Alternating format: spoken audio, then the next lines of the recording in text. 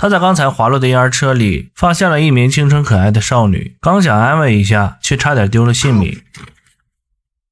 好在女孩的奶奶气喘吁吁地赶到，她急忙解释，女儿从小便落下残疾，无法行走，因为长相甜美，所以经常被周围的小混混骚扰，只能趁着清晨人少才能出来散步。女孩刚才只是把她当成了坏人，所以才会拔刀自卫。对于这个婴儿车女孩，横夫逐渐产生了好奇，于是当老奶奶邀请她留下来吃早餐时，她没有拒绝。小屋里的一切让她新奇，最新奇的当然还是那个女孩。她虽然身体残疾，却烧得一手好菜，鼻息间全是浓郁的香气，耳边传来阵阵鸟鸣。在这喧闹浮躁的社会里，横夫难得享受到了清晨的宁静，于是就连胃口都好了许多。老奶奶佝偻着身体为他去盛第二碗汤，这一切让横夫感受到了久违的温馨。可下一秒，这怪异的行为方式却是女孩的日常。横夫有些心疼，于是找借口搭讪。だし巻きうまいっす。他本以为女孩不会搭理他，怎料女孩傲娇地说道：当たり前や。うちが焼いたんや。まずいわけないがな。女孩打趣地说，你很快就会生病，因为蛋壳上的鸡屎她没有洗干净。看着横幅有些错愕的表情，女孩嘴角勾起了好看的笑容。她以为这个男孩只是她生命中的过客，毕竟没有人会喜欢上如此没用的女孩，却不曾想爱情从来不讲道理。正在读大学的横幅，因其清秀的外表和幽默风趣的语言而备受女同学喜爱，无数男同学渴望而不可及的女神相瞄，他轻而易举就能得到对方的心。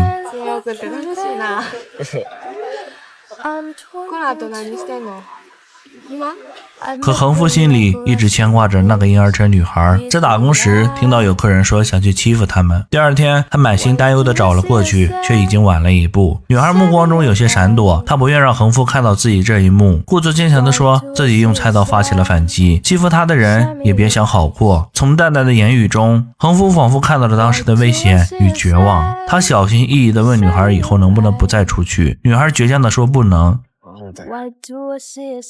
いろいろ見ないかんもんがあるんや。何を？花とか、猫とか。花と猫ですか？笑うな。いや、花と猫。そればあちゃんも気の毒にね。我。这世上没有真正的感同身受，横夫当然也不例外。他无法想象在他眼中司空见惯的东西，对女孩来说却是多难得。回到学校后，横夫将自己的所见所闻讲给了香苗听。上来的香苗说他有办法帮女生申请免费的残疾人住房改造政策，到时候他和他的奶奶一定能生活得更方便。横夫被香苗的善良和温柔打动，当晚两人便彻底确定了关系。但第二天早上，横夫依旧来到了婴儿车女孩家，这次他还带来了一些新鲜的蔬菜和食物，坦言说自己不会做饭，只让女孩帮个忙。对于这种赤裸裸的蹭饭行为，女孩很是无语。女孩嘴上嫌弃，但其实心里有些窃喜。奶奶精神越来越不好，经常坐着都能睡着，于是横幅的存在就成为了女孩生活中为数不多的乐趣。横幅积极的在旁边打下手，女孩便在旁边烹饪，两人默契的就像一对情侣，言语中也夹杂着一丝暧昧。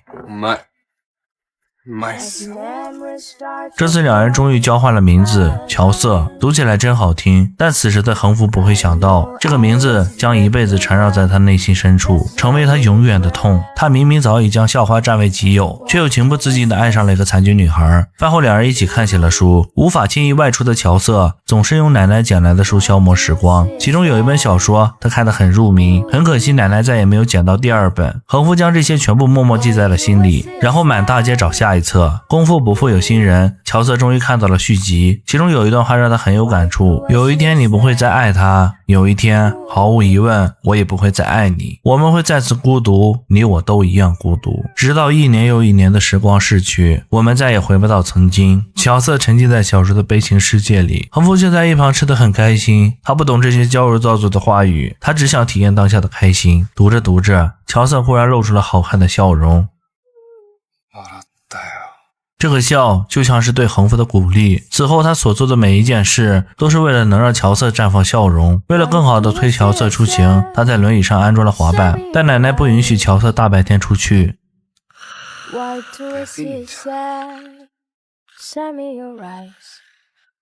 乔瑟深深看了横幅一眼，决定陪他一起去冒险。他们快速穿行在熙攘的街道上，周围的一切熟悉又陌生。他眼神中有新奇，但更多的是担忧，因为周围随时都会冲出小混混。反而横幅玩得很尽兴，直到他们远离街道，来到了满是阳光的公路上。乔瑟终于放松了警惕，这是他第一次体验被阳光滋润后的风的味道，是自由，是放纵，是横幅爽朗的笑容。只可惜乐极生悲，横幅没有把握好方向，冲下了陡坡。不知过了多久，横幅终于缓缓醒了过来，他赶紧去查看乔瑟的情况，却听他悠悠地说道：なんや、あの雲持って帰りたいわ。横幅疑惑地抬头望去，那只不过是一片再普通不过的云彩，普通到哪怕盯着看100遍都不会留下回忆。可对乔瑟来说，他不知道此生还有没有机会在这样无忧无虑地凝望蓝天白云。晚上，横幅祈求奶奶允许他以后带乔瑟外出，但奶奶却言语刻薄地拒绝了。I'm 22. お前、何様や思っとる。お前は壊れもんや。壊れもんには壊れもんの分いうもんがあるやろ。他不顾乔瑟的傷心，一步步将横幅赶出了家門。すんまへんけどな。おたくも帰っとくなあれ。Why do I see sad? Send me your eyes. 不过横幅并没有放弃，他每天去找奶奶谈心，说服她接受政府的残疾人房屋改造。经不住他的软磨硬泡，奶奶终于同意了下来。可搬家时，为了不让工人看到乔瑟，奶奶将他藏在了柜子里。昏暗狭小的空间里，乔瑟只能用一盏台灯照明。可后来台灯开始不断闪烁，好在推开柜门后，看到的是更加璀璨的阳光。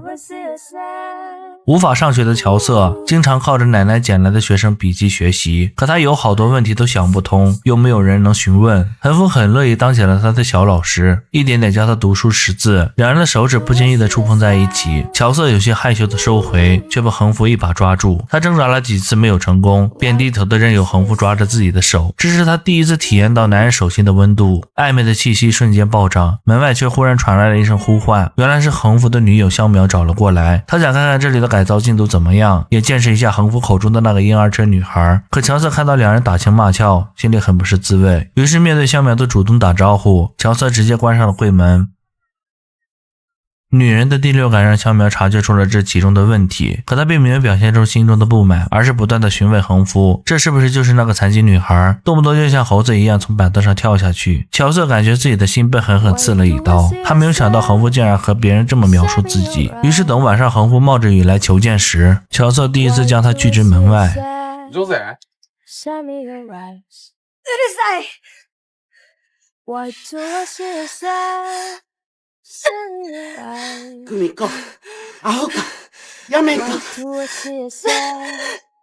Head on the 横幅听出来不太对劲，于是赶紧去后门呼唤，奶奶却悠悠地说道：なんだ、頼むさかいもう、ここへは来んといとくな。あの子はな、壊れ者ですね。あんたみたいなお人に、どないやできるもんとは、ちゃいますがな。When you think of me, さよ I've なら。 gone too far. I can Oh, reach gang. into your heart. 乔瑟痛苦地趴在地上，无助地小声抽泣。或许他已经看清了现状，深陷泥潭中的自己怎么配得上那么明媚的男孩？现在他真的有些后悔认识横幅，更后悔没有守住自己的心。冰冷的雨水浸透了横幅的身体，他的心也跟着冷了下来。他看似很快就回到了曾经的快乐生活中，可在那夸张到近乎癫狂的笑容下，那份对乔瑟的思念已经忍无可忍。不知又过了多久，横幅意外得知乔瑟的奶奶去世了，他赶紧再次回到那个破败的小屋，却踌躇着不敢上前敲门。后来他终于鼓足勇气敲了几下，再次看到那张熟悉的面孔，只是他低垂的眼眸不敢对视，自卑随着奶奶的去世更加浓郁，就像是一条被抛弃的流浪狗，做什么都那样的小心翼翼。乔瑟说奶奶走后，就连倒垃圾都成了一件天大的难事，因为他没有办法一个人外出，况且垃圾站离家很远，于是他每天让隔壁的猥琐男亲自引一次，只为了能让他顺手帮自己倒垃圾。乔瑟说的极为平淡，就仿佛是在说别人的事，事，可横幅却听出了其中那满满的无可奈何。他想要安慰，乔瑟却突然情绪激动了起来。やんか別に。あんたに関係ないやろ。なんであんたにうちのゴミ出しごちゃごちゃ言われなあかんねん。あんたなんか関係ない。帰れ。帰っても。横幅起身要走，乔瑟的目光却一直紧紧跟随，然后有些慌张地爬了过去。ほんまに帰る気か。帰れって。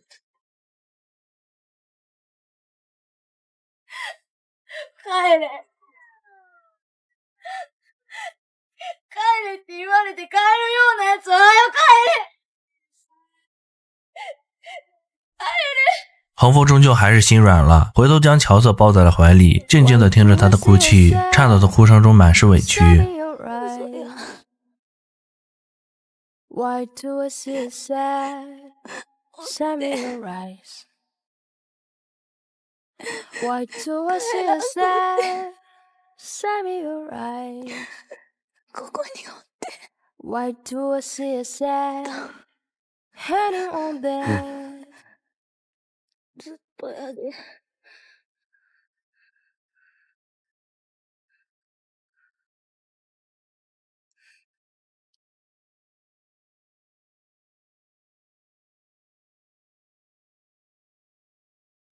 横幅情不自禁地吻了下去，整整一下午都待在一起。从这天起，两人整整成为了情侣。几天后，横幅带乔瑟去了动物园，可怕的老虎吓得乔瑟双眼紧闭。横幅不理解为什么这么怕，又非得来看。乔瑟说他要和心爱的人看遍这世界上他所有害怕的东西，这样就算某一天分开了，有这些记忆存在，他独自一个人也不会再恐惧。横幅说会永远和乔瑟在一起，为了自己没有撒谎，第二天就搬来和乔瑟一起住。可当横幅出去打工时，乔瑟却遇到了香苗。香苗看上去温柔安静，可只有乔瑟知道他没有那么好惹，但他直勾勾地盯着对方的眼睛，他要誓死捍卫自己的爱情。香苗说你也就是有一双残废的腿，才因此得到了横幅的同情。本以为会刺痛乔瑟，却不曾想他淡淡地说道，ほんまにそう思うんやったら思うわ。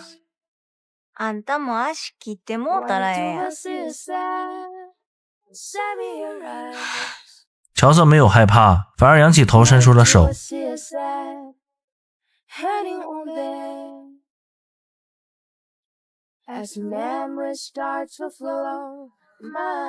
这次香苗没有再低头，而是默默地转身离去。他看到了乔瑟眼神中的坚定，知道自己已经败了。但香苗有自信，凭他对横幅的了解，他们这段爱情不会持久，横幅一定会主动回到他的身边。转眼1年过去了，爱情仿佛发生了些许变化。短暂的激情过后，是平淡的生活以及赤裸裸的现实问题。因为乔瑟是残疾人，就意味着横幅要更加努力工作，才能过上好日子。而乔瑟也再次过上了独自在家的生活。爱情似乎逐渐被柴米油盐消磨殆尽，而之所以能继续在一起，或许只是出于责任和良心。某天横幅偶遇香苗，他哭得梨花带雨，对横幅从未变心。明明他才是受害者，可因为乔瑟是残疾人，仿佛他不主动离开就是坏人。心中的委屈一股脑地倾泻了出来，也深深触动了横幅的心。横幅很害怕和乔瑟走到分手那一步，于是索性带乔瑟回去见家长，然后结婚。这是乔瑟人生中第一次出远门，路上的一切都让他无比新奇，一直在惊讶地问东问西。起初横幅还饶有兴致地给他讲解，可很快他就有些厌烦。当发现水族馆今天不营业时，乔瑟不断的委屈抱怨，还让横幅想办法让鱼儿游出来。因为心思敏感的他能察觉和横幅的爱情已经走到了尽头，这是他这辈子最后一次有机会看大鱼。他不能说横幅不专情，只是要照顾一个残疾人确实很累。横幅曾经提议给乔瑟买一个电动轮椅，可乔瑟更喜欢趴在横幅的后背，因为他想多一些与横幅在一起的机会。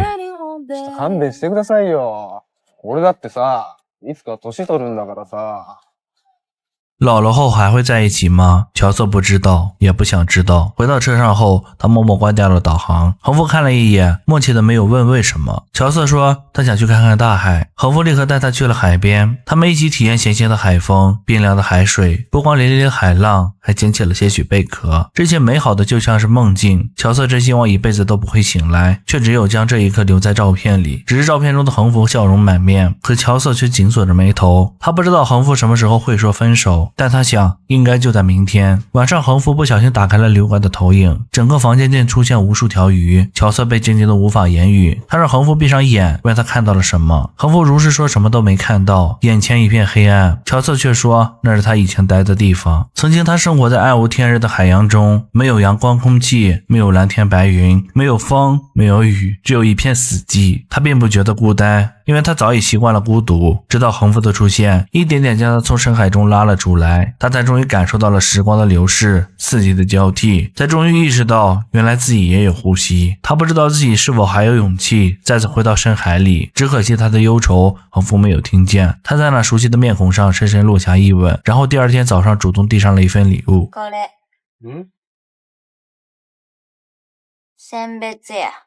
横幅愣了一下，但还是收走了礼物。他们的分手很平静，分手的原因有很多种，但重要的是一点，横幅害怕了。或许他还爱着乔瑟，但那份爱不足以让他一辈子负重前行。于是他迈着轻快的步伐找到了香苗。或许他对香苗的爱并没有那么炙热，却或许更容易白头偕老。可走着走着，横幅忽然抱头痛哭了起来。后来，乔瑟在福利院的帮助下买了一辆电动轮椅，他独自一人穿梭在阳光里，心却一点点沉入了海底，化作一条自由自在却孤独至极的鱼，漫无目的的游下去。影片至此结束。这是一个20岁的故事，但可能30岁、40岁甚至更久以后都不能完全释怀。普通人的生活不是童话故事，也没有那么多歇斯底里。我们总是在一次次的妥协中探索未来，在一次次凑合中寻找情感和生活的平衡。有些情侣分手后还能继续做朋友，但横幅知道他和乔瑟不行，乔瑟此后绝对不可能再和他相见。他残缺的身体中隐藏着一颗比任何人都要骄傲的心，他骄傲的可以在陌生人面前破碎，比如那猥琐的邻居，但在心爱之人面前绝对不行。分手时之所以那样淡然，或许并不是不在意，而是已然彻底心死。横幅还有着深爱着他的香苗，但乔瑟或许下辈子再也不会爱上任何人。横幅的出现带给了他无尽的爱与希望，却也将他的后路断得干干净净。他在那份爱里得到了幸福与救赎，但更多的是认清了这人世间的残忍。当残忍用爱进行包装时，这世上又有几个人能分得清？此外，影片在象征手法的运用上也十分精妙。虎在故事中是一个重要的象征元素，它代表了乔瑟内心深处的狂野与不羁，那是被身体残疾所束缚，却依旧渴望自由和力量的灵魂象征。乔瑟就像一只被困在笼中的老虎，虽然身体受限，但他的精神世界有着如虎般的勇猛。他在自己的想象世界里自由驰骋，而那些被捡来的书籍就是他的广袤森林，那些鱼儿则象征着平凡世界的芸芸众生，他们在自己的小世界里游弋，过着平凡但有序的生活。乔瑟和横幅的爱情就像闯入鱼群的虎，打破了原有的平静，也搅动了彼此原本按部就班的生活轨迹。有的电影会让人流泪，有的只是看完后让人很想长叹一声，却又无从叹息，此为后者。很喜欢关于这部电影的一句短评，它到底没有那么高尚，生活到底不是影视剧或是感动中国，爱情故事到底都是故事，现实里努力过，爱过，感动过，够了。